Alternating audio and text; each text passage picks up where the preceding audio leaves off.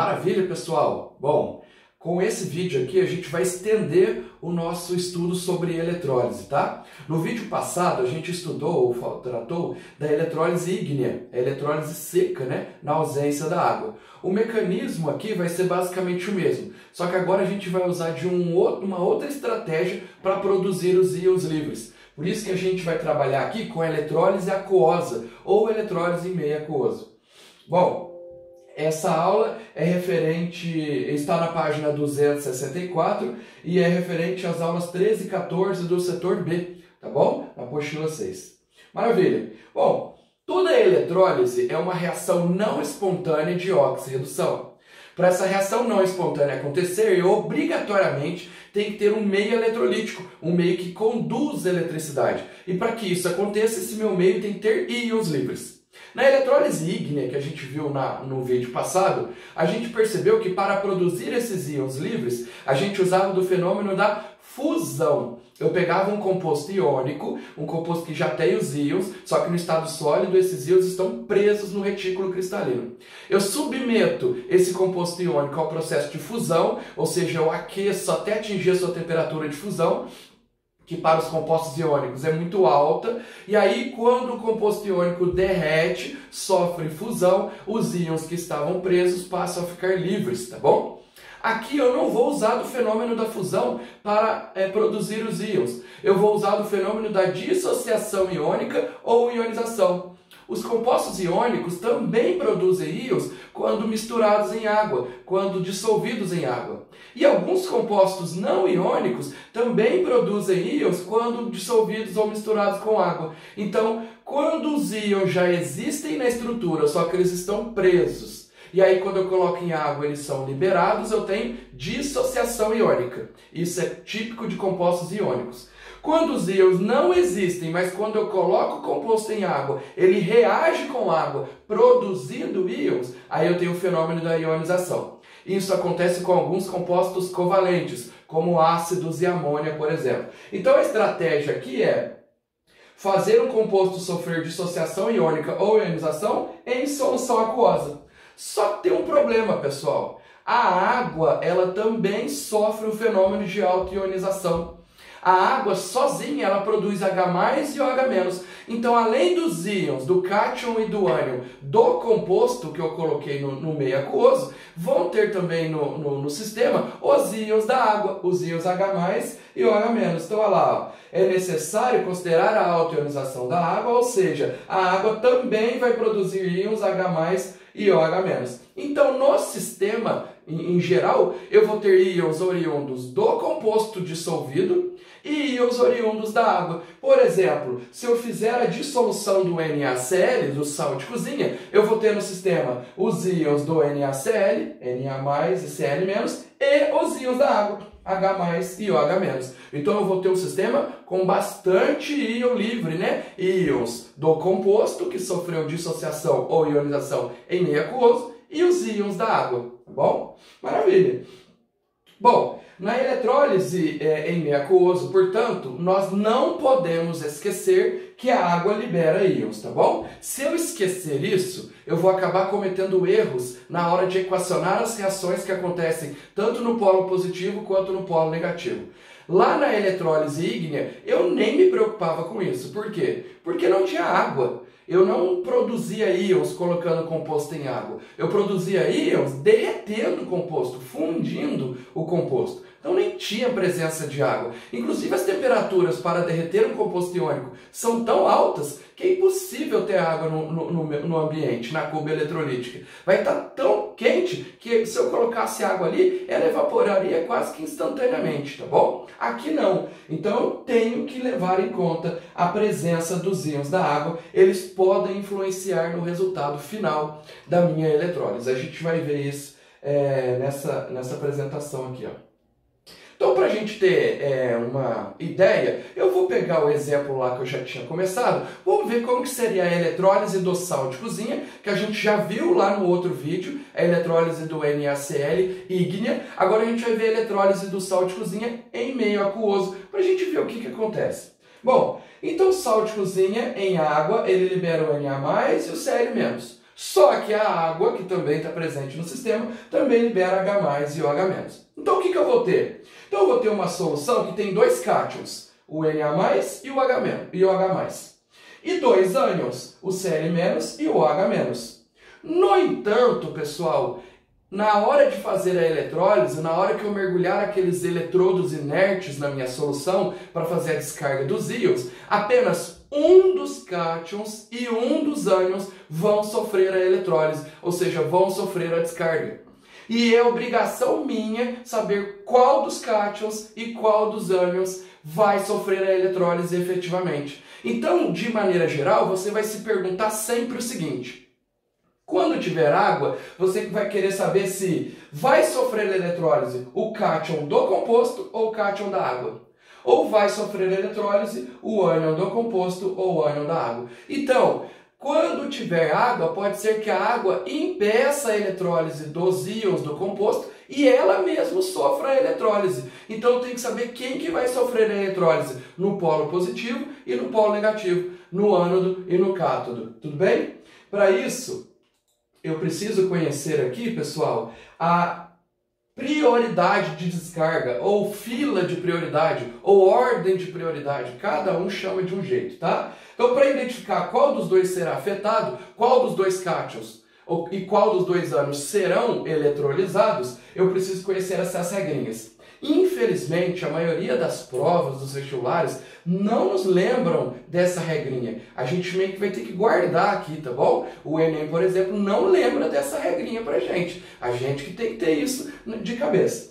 Então, ó, aqui eu tenho a ordem crescente de facilidade de descarga dos cátions e dos ânions. Então, tem uma regrinha para os íons positivos e para os íons negativos. Para os cátions, para os íons positivos.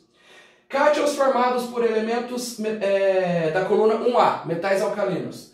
Alcalinos terrosos, colunas 2A, ou alumínio, sempre perdem para o hidrogênio da água. Ou seja, se o meu sal, o meu composto dissolvido em água, tiver um cátion que é da coluna 1A, 2A ou alumínio, ele não será descarregado. Quem vai ser descarregado, quem vai sofrer eletrólise vai ser o H+.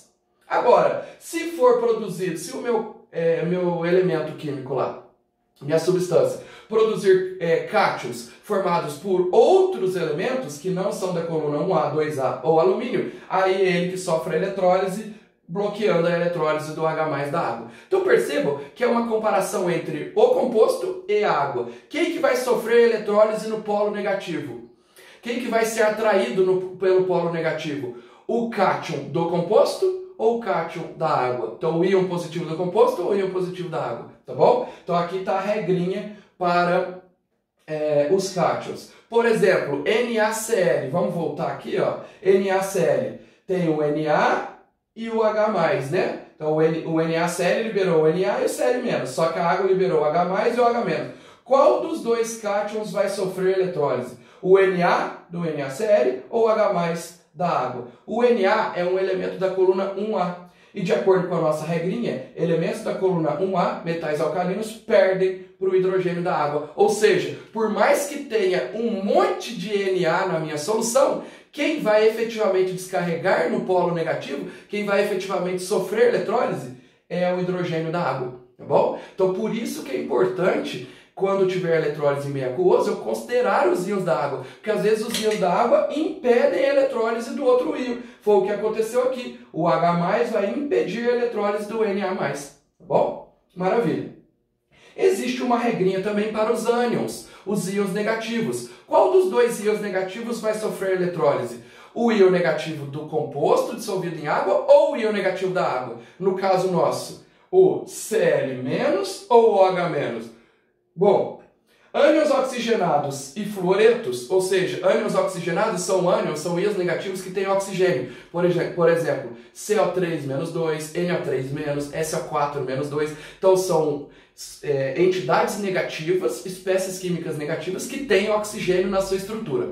Ânions oxigenados. E o fluoreto, que é o F-, sempre perde para o OH-. Mas olha que interessante, o Cl- não é oxigenado. Então não é um ânion oxigenado, não tem oxigênio nele. E o Cl- não é o F-, Portanto, o Cl- enquadraria aqui, ó, ânions não oxigenados, ou seja, outros ânions que, pela regrinha, ganhariam do OH-. Então, pela regrinha, na hora de escolher entre o Cl- e o OH-, eu vou escolher o Cl-. Ele tem maior prioridade de descarga que o OH- da água. Então, resumindo, qual dos dois positivos que vai sofrer eletrólise? Na- ou H+? O H+ da água. Por quê? Porque o Na- é um elemento da coluna 1A, e elementos da coluna 1A, 2A e alumínio sempre perdem para o H+ da água. E dos dois negativos, quem que vai sofrer eletrólise? Vai ser o Cl-, porque o OH- só ganha dos ânions oxigenados e do fluoreto. Todos os outros ânions, inclusive o Cl-, ganham do OH-. Tudo bem? Então, no caso aqui da eletrólise do NaCl em meio aquoso, vai descarregar H+ e Cl-. Então, portanto, para exemplo da eletrólise do cloreto de sódio, temos que o H+ e o Cl- sofrerão descarga elétrica, ou seja, eles que vão para o polo positivo e polo negativo sofrer a eletrólise. Então agora a gente vai ver o que aconteceria na eletrólise nesse caso. Então no cátodo, que é o polo negativo, que é aquela barrinha, é o eletrodo negativo, né, que está preso no polo negativo de uma pilha, ele vai atrair íons positivos. A gente já sabe que o íon positivo que ele vai atrair é o H+. E a gente já sabe que na eletrólise, não importa se é no polo positivo, no polo negativo, no ânodo ou no cátodo, no final tem que ter substâncias puras simples. E substâncias puras simples são aquelas que têm NOx 0. Portanto, o H+ que vai ser atraído pelo polo negativo, no final tem que virar H com NOx 0. Só que a gente sabe que na natureza não existe o H sozinho, existe o H2, por isso que eu multipliquei tudo por 2 aqui. Então o H+ teria que ganhar elétron para virar H0, só que como na natureza não existe o H sozinho, existe o H2, então eu multipliquei tudo por 2. Quer dizer que no cátodo, que na eletrólise é o polo negativo, lembra que é invertido, produz hidrogênio gasoso, tá? Qual a importância do hidrogênio gasoso? Ele é um combustível.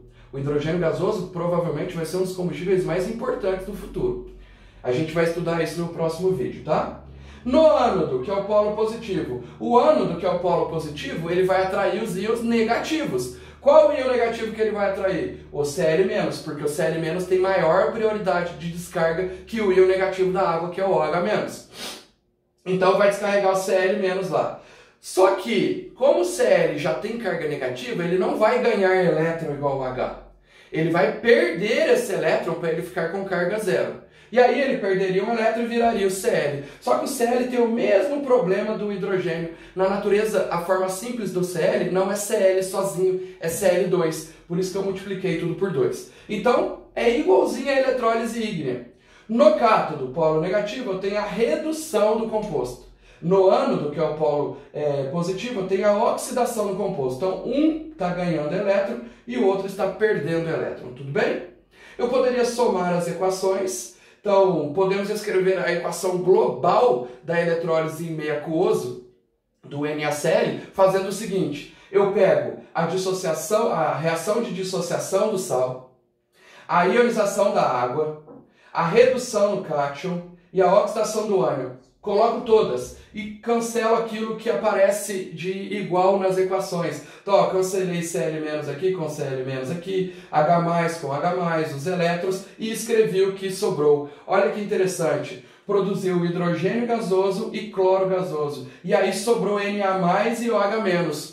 Esse Na+ e OH- estão em meio aquoso, por isso que eles estão dissociados. Mas se eu evaporar a água, o Na+ e o OH- voltam a se juntar, formando soda. Então olha que legal. Analisando a equação global, além do hidrogênio e do cloro, né, do gás hidrogênio e do cloro, se eu evaporar a água, o Na junta com o OH-, produzindo soda cáustica.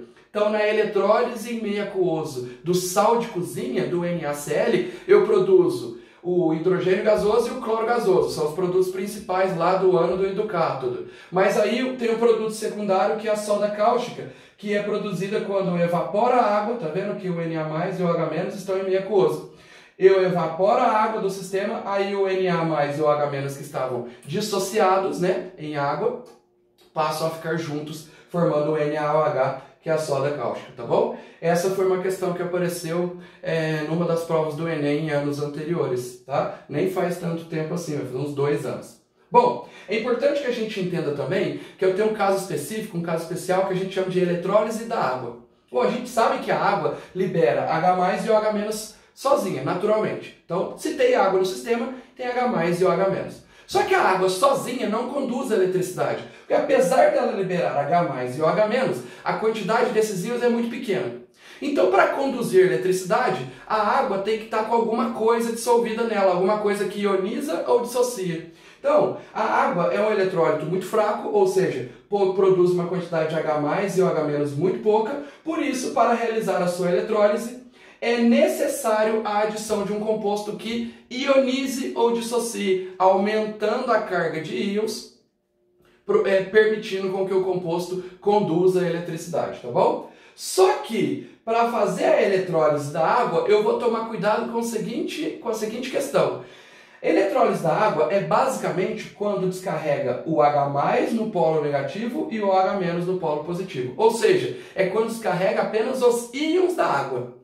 Então quer dizer que a substância que eu coloquei no sistema, ela vai servir apenas para aumentar a carga de íons e permitir que a corrente elétrica passe pelo sistema. Ou seja, permitir com que o sistema seja eletrolítico. Mas os íons da substância que eu coloquei não podem descarregar. Então eu vou escolher uma substância que tanto o cátion quanto o ânion tenham menor prioridade de descarga que os íons da água, que o cátion da água, o H+, e o ânion da água, o OH-, tá bom? Quando isso acontece, quando tanto o cátion quanto o ânion da substância que eu decidi colocar em água perdem na prioridade de descarga para o H+ e o OH- da água, ou seja, quando apesar de ter vários íons no sistema, íons do sal, íons da água, mas quem efetivamente sofre eletrólise são apenas os íons da água, eu tenho o que eu chamo de eletrólise da água, tá bom? Então eu tenho que escolher um sal, um ácido, uma base, alguma coisa que dissocia ou ionize água, que o seu cátion esteja na coluna 1A, 2A ou alumínio, porque 1A, 2A e alumínio, esses cátions perdem para o H+ da água. Então quem descarrega é o H+ da água. E eu tenho que escolher substâncias que produzem ânions oxigenados ou fluoreto, porque ânions oxigenados ou fluoreto perdem para o OH- da água. Então, tanto o cátion da substância que eu escolhi, quanto o ânion da substância que eu escolhi, vão perder na prioridade de descarga para o cátion da água e o ânion da água. Então, vai acabar que no final, apesar de ter um montão de íons do sistema, vai descarregar apenas o H+ da água e o OH- da água, ou seja, apenas os íons da água. E aí eu tenho a eletrólise da água. Esse esquema mostra exatamente isso. Quando eu quero que sofra eletrólise apenas dos íons da água, ou seja, quando eu quero que ocorra a eletrólise da água, eu quero que no cátodo descarregue o H+ e no ânodo descarregue o OH-.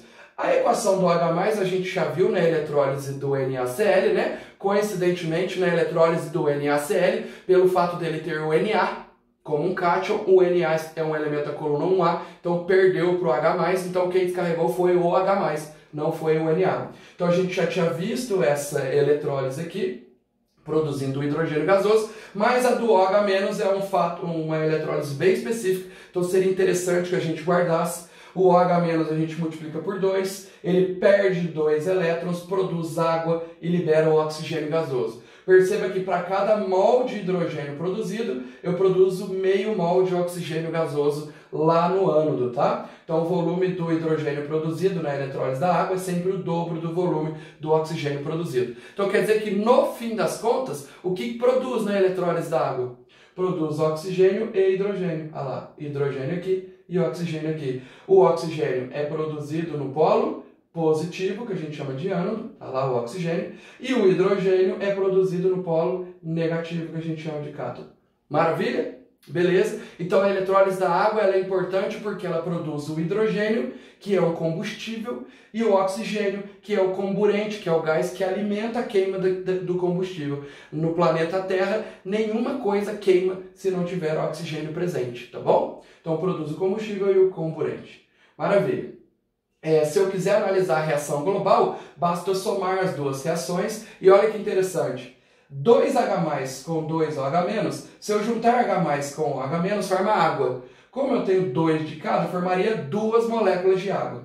Então eu teria 2 moléculas de água aqui com a união desses dois aqui, ó. Quando eu somar as duas equações, eu vou unir esses dois íons e vai formar 2 moléculas de água. Só que como tem uma molécula de água do outro lado, eu cancelo uma molécula de água lá do outro lado com as duas que vão formar aqui e sobra uma aqui.